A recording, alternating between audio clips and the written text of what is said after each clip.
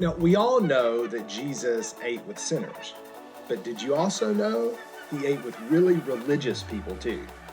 That's what we're talking about today.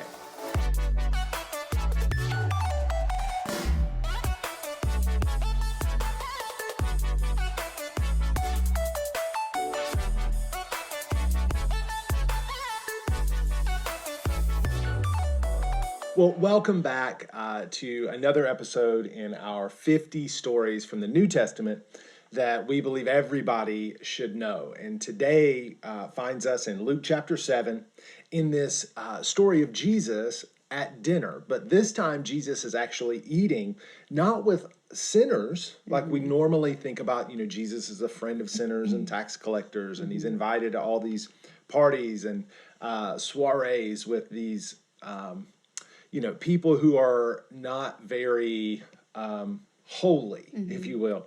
But in today's story, we actually see Jesus at a dinner with a Pharisee. We discover eventually his name's Simon, but he gets invited to this dinner. And if you don't know, Pharisees are strict religious people who were very intent on following the law, but also making sure everybody else followed the law too.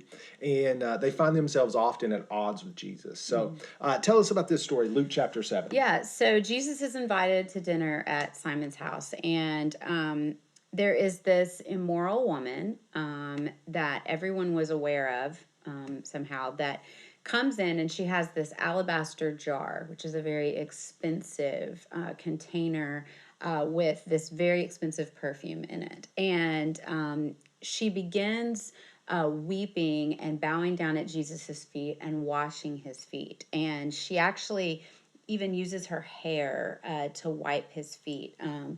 And as she's kissing his feet and putting this perfume on him and just anointing him, really, Simon is just super offended and becomes outraged. And he's like, don't you know what she's done? Don't you know who she is? How could you allow that? And Jesus begins telling this story, as he often did, using this parable. And he says, there were these two men who owed a debt. One owed 500 units of money. The other owed 50. And the person they owed this money to forgave both their debts. They didn't have it to pay back, and he forgives both. And Jesus says, who do you think loved him more? Who do you think was more thankful? And Simon's like, well, I guess the one that owed the most would have been the most thankful. And Jesus is like, yes, you didn't even offer water, which would have been customary. That would have been a normal host thing to do back then. You didn't even offer water for me to wash my feet when I came in your house. You didn't greet me with a kiss, which also would have been very customary and normal. She hasn't stopped kissing my feet. She's anointing my feet with this expensive perfume in her tears. You didn't even anoint my head with oil when I came in. She's using this expensive substance to pour on my feet that cost a lot. And Jesus says, actually, I do know her sins, and they're many, and yet she is forgiven, and she has done this thing. And he says, those who have been forgiven of little, they love little. Those who have been forgiven for much love much. And so it's just this very powerful moment in the story of Jesus. Yeah, it's such a cool passage today. And it reminds me, when I read that, I'm thinking about how we oftentimes try to compare ourselves with other people. Like, well, I'm not as bad as that person. And there's always a that person. Yeah. And we always compare ourselves to like somebody worse than us. It's like, well, I'm not that bad. Right. And no secret that she had issues. Right. Like everybody knew that this woman had her issues. But even in our time, and we think, so often we think, oh man, the Bible's so old, like it's so far back then. Evidently, 2,000 years hasn't really changed the fact that pointing out other people's problems and issues is a popular pastime. Yeah. Like we do it today, and they did it then, Yeah. and because it's so easy to be a critic. It's so easy to see somebody else and criticize somebody else and point out all their flaws. But Jesus just shows us, right? Simon couldn't. Simon had his own flaws. Because I love that Jesus tells the story. Both people owed a debt. Yeah. Simon couldn't see his own debt Yeah. because he was blinded by his self-righteousness. Yeah. He didn't think he had a debt, and he did have a debt. Yes. At $50, $500, doesn't matter. You owed a debt that you couldn't pay, and I just think that comparison is just such a trap. Yeah. Whether we're comparing ourselves to somebody who we think's doing better than us, and we feel guilt and shame, or, and this is what we see here, comparing ourselves to somebody who we think is less than us, but it just creates self-righteousness and pride. Yeah. Because that comparison thing is just a trap. Yeah. You know? Yeah, and like you said, everybody owes a debt. You know, everybody, even the most religious, even the most holy, are not holy.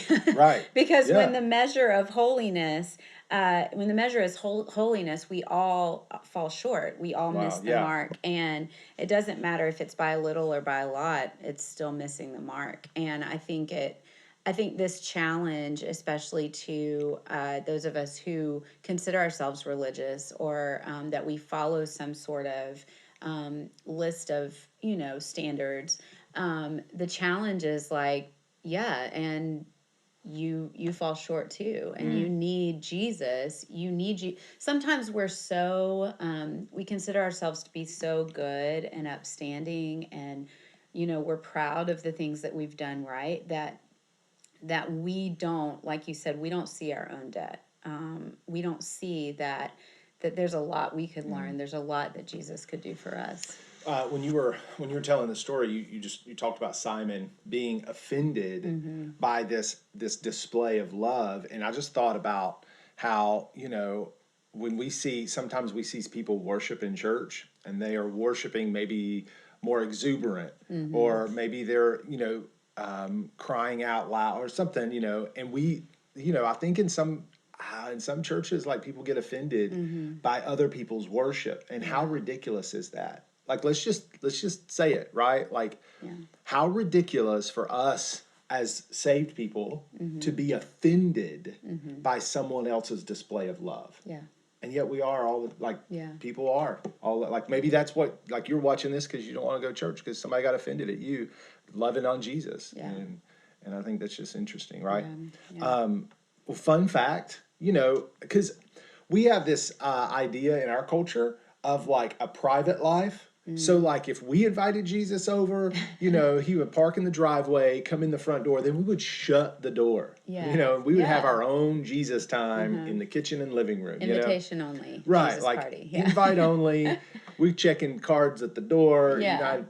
But that's not, like, that's a completely different world. The reality is this dinner party probably took place, like, in a courtyard or like a patio. It was probably outside. And even when something was inside, people didn't shut their doors. Like it was very common for friends and neighbors and townsfolk to just kind of wander by and wander in and just kind of crash the party. It was because it was kind of semi-public. It wasn't really private. It was semi-public, and so it might be in your courtyard, but, like, you got people just hanging out, like, that weren't even invited. And so I just think that's interesting. Kind of, a little bit of a difference between us, our culture, and their culture. Things weren't really private back then. So, really interesting. Really interesting. Yeah, crazy. I wouldn't be able to do that very well, I don't think, if it wasn't our culture. So, well, thank you for joining us today. Click like and subscribe, and share this with someone who you think maybe needs to learn more about the Bible, or they would like to learn more about the Bible and Jesus. So, yeah, thanks.